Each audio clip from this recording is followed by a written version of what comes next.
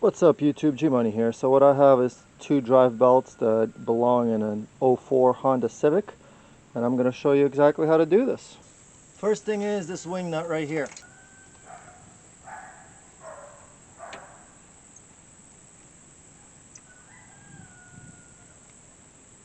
But the very next one is going to be this 12mm. My wrench was not taking it off properly, so hopefully yours does. I am actually going to be taking off this plate right here because that's the way that I'm going to put a socket on there. Now we are going to be taking both of these out, both the nut and the bolt, because our goal is going to be to take out the entire power steering pump. Next is that bottom bolt right there, right behind the belt.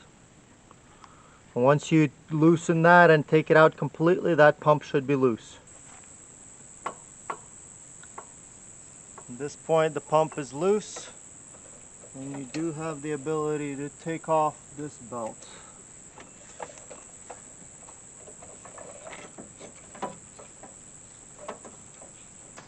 Okay, with the power steering loose and it can go anywhere, thing is it is still connected to the power steering reservoir, and what I would recommend of this bolt right here to loosen the power steering. Once the bolt came off, then you should be able to move both of these over. With the power steering equipment gone, the alternator is extremely visible. And next, let's start. Let's see if I can get it to show properly. Let's start with this wing nut right here. Currently what I have is a 12mm on the literally underneath the pulley. If you follow the bolt of the wing nut, it will literally be attached to that bolt. That wing nut is attached to the bolt that I currently have my ratchet onto.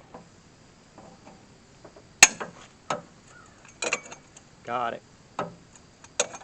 I am gonna loosen this giant bolt that goes through here. So far I have not removed anything at all on the alternator. I've just been loosening things. And that one is a 14mm.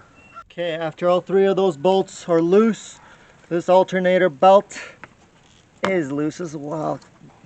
I mean, you continue loosening this wing nut and the other nut to make sure that it comes off, because that is what makes the whole thing swivel.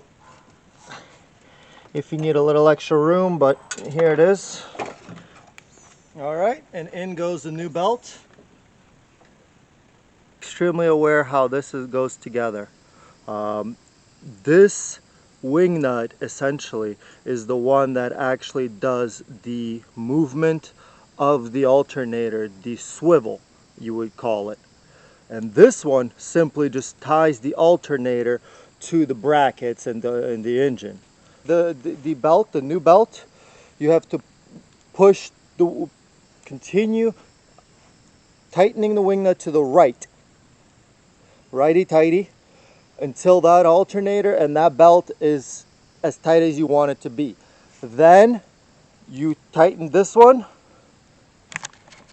and lastly you are going to end up tightening this giant one. What you're going to continue doing is just continuing tightening it, even though there's no room, and then you just keep testing it to see how tight it is. If it's not tight enough, you need to continue. After that, you have to tighten the one bolt underneath the pulley, the 12mm, and you have to tighten this bolt right here. Alright, power steering time.